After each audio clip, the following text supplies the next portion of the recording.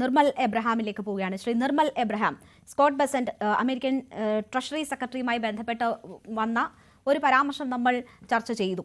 മറ്റൊന്ന് Fox T V ആങ്കറുമായി നടത്തിയ ഒരു ചർച്ചയാണ്.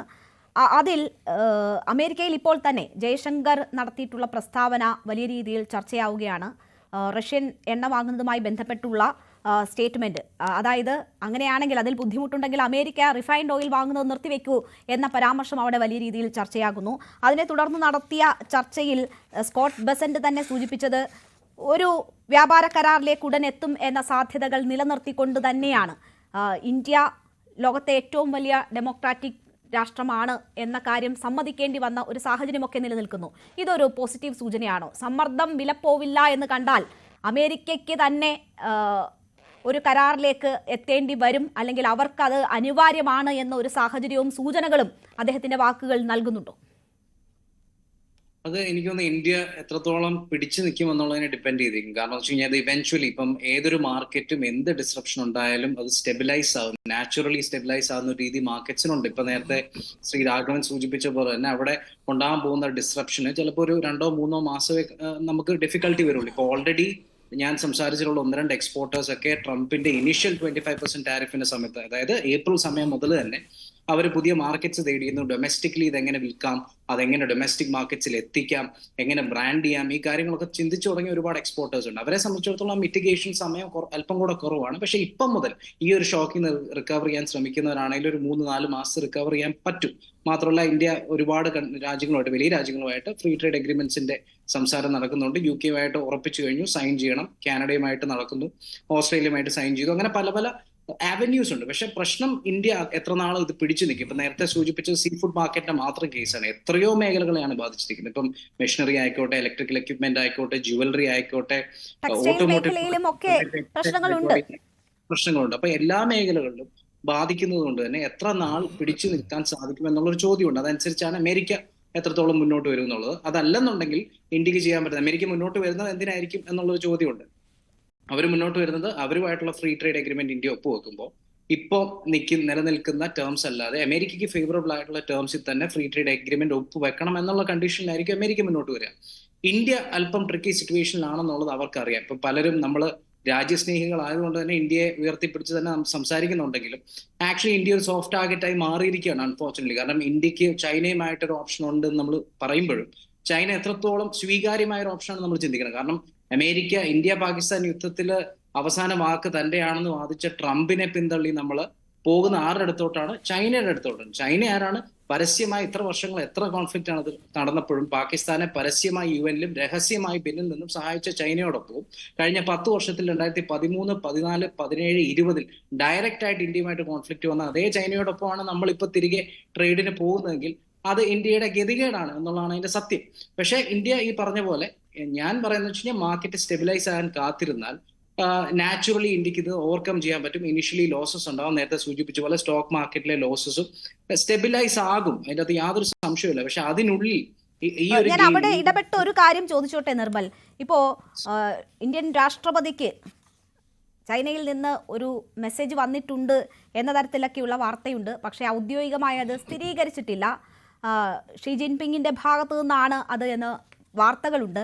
അപ്പോൾ ഇപ്പോഴത്തെ ഒരു യോജിക്കൽ, അല്ലെങ്കിൽ ഇപ്പോൾ സാധ്യമായ ഇടങ്ങളിൽ യോജിച്ചു പോവുക എന്നത് ഇന്ത്യയുടെ മാത്രം ഒരു ആവശ്യമാണോ? അത് ഇന്ത്യ ഏതെങ്കിലും തരത്തിൽ ചൈനയോട് കീഴ്പ്പെടുന്നതായോ അങ്ങനെ എന്തെങ്കിലും ഒരു തരത്തിൽ അതിനെ കാണേണ്ടതുണ്ടോ? ഇവിടെ പൊതുശത്രുവിനെതിരെ ഒന്നിക്കുക എന്നത് രണ്ടുപേരുടെയും ആവശ്യമായി വരുമ്പോൾ പൊതുശത്രു എന്ന് പറയുമ്പോഴും ഇന്ത്യയും ഒരു ചെറിയ രീതിയിൽ ശത്രുവാണ് എന്നുള്ളത് നമ്മൾ മറക്കരുത്.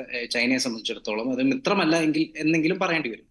അപ്പൊ അവിടെ ഈ മറ്റ് രാജ്യങ്ങളെ സംബന്ധിച്ചിടത്തോളം ഇപ്പൊ ഇന്ത്യക്ക് ഡൈവേഴ്സിഫൈ, ലെറ്റ്സ് സേ നമ്മൾ ചൈനയോട്ട് ഡൈവേഴ്സിഫൈ ചെയ്യുകയെന്ന് വിചാരിക്കുക, അല്ലെ മറ്റ് രാജ്യങ്ങളോട്ട് ഡൈവേഴ്സിഫൈ ചെയ്യാന്ന് വിചാരിക്കുക.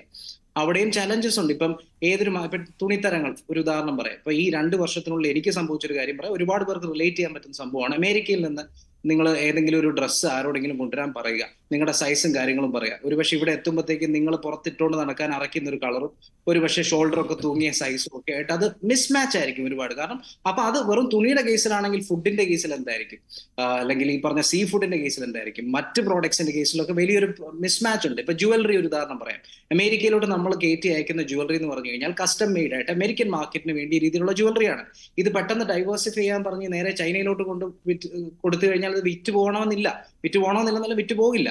അപ്പൊ അങ്ങനെ ഒത്തിരി കസ്റ്റം മെയ്ഡ് ആയിട്ട് ടൈലർ മെയ്ഡ് ആയിട്ട് ഉണ്ടാക്കി വെച്ചിരിക്കുന്ന ഐറ്റംസോ അല്ലെങ്കിൽ അതിനുള്ള മെഷീനറി ഒക്കെ ഉള്ള സാഹചര്യത്തിൽ ഈവൻ ചൈന പോലും നമുക്ക് മൊത്തത്തിൽ അഡ്വാൻറ്റേജസ് ആണെന്ന് ഞാൻ പറയത്തില്ല. പക്ഷെ ഇതിൽ ട്രേഡ് ഓഫ് എടുത്ത് നോക്കിയാൽ ഇന്ത്യക്ക് ഒരു ആശ്വാസമാണ് ചൈന. കാരണം ചൈന ഒരു വലിയ മാർക്കറ്റാണ്. US-ആയിട്ടുള്ള ഈ പ്രശ്നത്തിൽ നമുക്കുള്ള പ്രശ്നം എന്താണ്? കാരണം US 340 മില്യൺ വരുന്ന ഒരു വലിയ മാർക്കറ്റാണ്.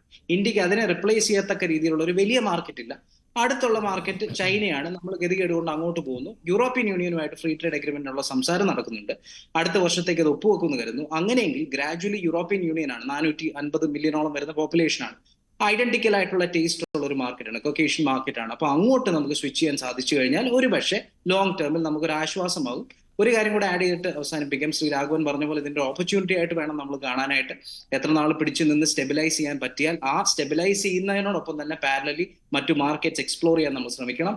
അങ്ങനെ ശ്രമിച്ചു കഴിഞ്ഞു കഴിഞ്ഞാൽ ഒരുപക്ഷെ അമേരിക്കയുമായിട്ടുള്ള ഡിപ്പെൻഡൻസ്, നാളെ ട്രംപ് 3.5 വർഷം ഇനിയും ബാക്കിയുണ്ട്, നാളെ 2027-ലോ 28-ലോ ഇതേ ത്രെറ്റ് ആയിട്ട് മുന്നോട്ട് വന്നു കഴിഞ്ഞാൽ അന്ന് ഭയക്കേണ്ടതില്ല എന്ന സ്റ്റേജിലേക്ക് ഇന്ത്യ വളരാൻ കിട്ടിയ ഒരു അവസരമായിട്ട് ഇതിനെ കാണാം. ശരി, എന്തായാലും നമ്മൾ താരിഫുമായി ബന്ധപ്പെട്ട് ഇതിനു മുൻപും ചർച്ചകൾ നടത്തിയിട്ടുണ്ട്. അന്നുള്ള ഒരു ആത്മവിശ്വാസം നിർമ്മൽ എബ്രഹാമിന് ഈ ഘട്ടത്തിൽ ഉണ്ടോ എന്ന് എനിക്ക് സംശയം തോന്നുകയാണ്. കാരണം അന്ന് വളരെ കോൺഫിഡൻ്റായി നമ്മൾ ഇതിനെ മറികടക്കും അല്ലെങ്കിൽ അതിനുള്ള സാധ്യതകൾ ചൂണ്ടിക്കാട്ടിയിരുന്നു എങ്കിൽ ഇന്ന് 2ാം ദിവസമാകുമ്പോൾ തന്നെ അല്പം ആത്മവിശ്വാസക്കുറവ് എനിക്ക് നിർമ്മലിൻ്റെ വാക്കുകളിൽ തോന്നുന്നുണ്ട്. അത് ഒരു പക്ഷേ പ്രതീക്ഷിച്ചതിലും വലിയ ആഘാതം ഇപ്പോൾ ഉണ്ടാകുന്നു എന്ന തിരിച്ചറിവാണ് എന്ന് ഞാൻ സംശയിക്കുന്നു. എന്തായാലും 2ാം ഘട്ടത്തിൽ ക്ലാരിഫൈ ചെയ്യാം. 10 സെക്കൻഡ് ഞാൻ ഇപ്പൊ തന്നെ പറഞ്ഞോളൂ.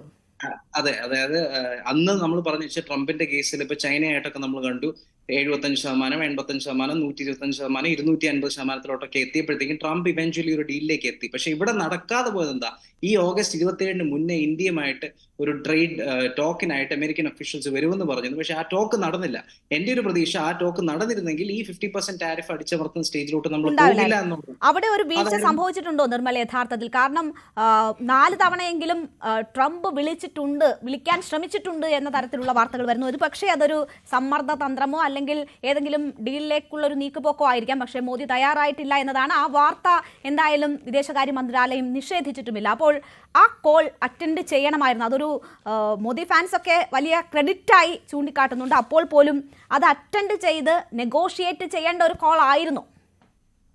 നെഗോഷിയേറ്റ് ചെയ്യേണ്ടി വന്നെങ്കിലും ഇന്ത്യയെ സംബന്ധിച്ചിടത്തോളം ഇപ്പൊ നാളെ മുതൽ ടാരിഫ് എഫക്റ്റിൽ വരാൻ പോവാണ്. ഇന്ന് ഞാൻ പറയുന്ന കാര്യം ചെയ്തു കഴിഞ്ഞാൽ ഞാൻ അത് ഒഴിവാക്കാം എന്നേ ട്രംപ് പറയുള്ളൂ. അവിടെയും മോദി എടുത്തു കഴിഞ്ഞു കഴിഞ്ഞാൽ, നെഗോഷിയേഷനിലേക്ക് പോയി കഴിഞ്ഞു കഴിഞ്ഞാൽ ഈ പറയുന്ന പവർ ഗെയിമിൽ ഒരു തോൽവി നമുക്ക് സംഭവിച്ചു എന്ന് എക്സ്പോസ്ഡ് ആകേണ്ടി വന്നേനെ. അതായിരിക്കും ഒരുപക്ഷെ എടുക്കാതിരുന്നത്.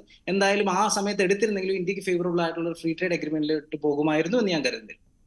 ശരിയാണ്. കാരണം ഇന്ത്യ പാകിസ്ഥാൻ യുദ്ധം താനാണ് നിർത്തിവെച്ചതെന്ന് ഏതാണ്ട് 50 തവണ തുറന്നു പറയുന്ന ട്രംപ് ആ ഫോണെങ്ങാനും എടുത്തു പോയാൽ ചർച്ച എന്താണെന്ന് പോലും പുറം ലോകം അറിയത്തില്ല. ട്രംപ് പറയുന്നത് നമ്മളും വിശ്വസിക്കേണ്ടി വരുന്ന ഒരു സാഹചര്യം ഉണ്ടായേനെ.